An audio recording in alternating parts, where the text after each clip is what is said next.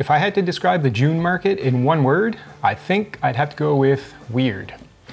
I know that's probably not what you were expecting, but being in what feels like a transition period where we're still seeing some of what we've been used to in the last year, blending with what seems to be the balanced market we're headed towards, it just feels a little weird. So yes, the big news last month was that everyone, including myself, was feeling a shift towards a more balanced market. If I pull up the combined numbers of detached and semi-detached homes, we see that the number of homes sold in June was 361, which is down very slightly at around 1% compared to May. That's really not that abnormal for the time of year when you think about everything going on with the end of the school year and everything that comes along with that, where the focus shifts for a bit to things like proms and graduations. On the listing side, there were 535 homes listed in June, which is up 2.5% over May. Again, not a huge difference, but these numbers don't tend to rise and fall drastically from month to month. Before it's referred to as a trend, we want to see at least 3 or 4 months of steady increase or decrease. Now, out there in my day-to-day, I'm not necessarily feeling this famous shift quite yet, working with clients, particularly buyers. Sure, like I mentioned in my May update, most homes aren't getting the 10, 15, 20 plus offers, but just this past week, I've had clients going up against 8 other offers, 5 other offers, 3 other offers, and so on. So even though the numbers indicate things are starting to balance, June has shown us that it's not going to be a quick drastic change as the headline writers would have us believe.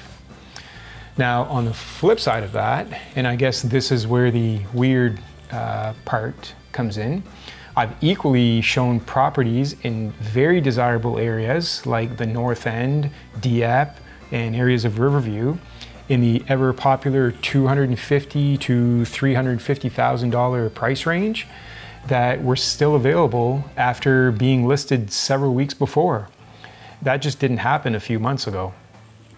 So buyers, you'll still be buying in a seller's market, but with a little luck, you either won't be competing at all, or you'll at least be competing with fewer other buyers. If you stick with it and keep your offer as clean as possible, you stand a much better chance of successfully buying your next home.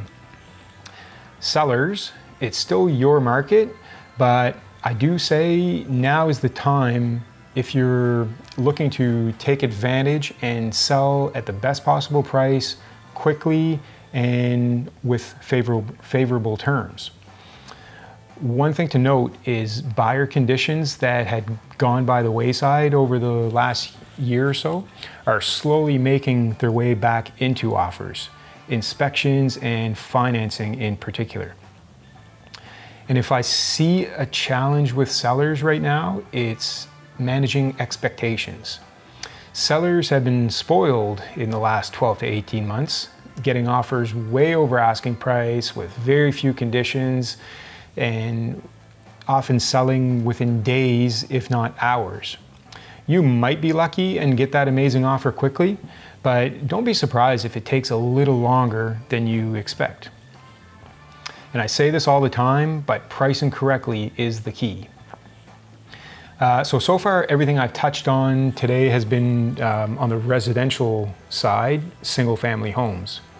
But if you're an investor looking for an income property, or you own one or more investment properties and you're considering selling, I would caution you to pay attention to your numbers.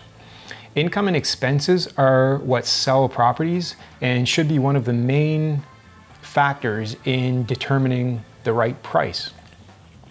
Lately, I've been coming across income properties where the net operating income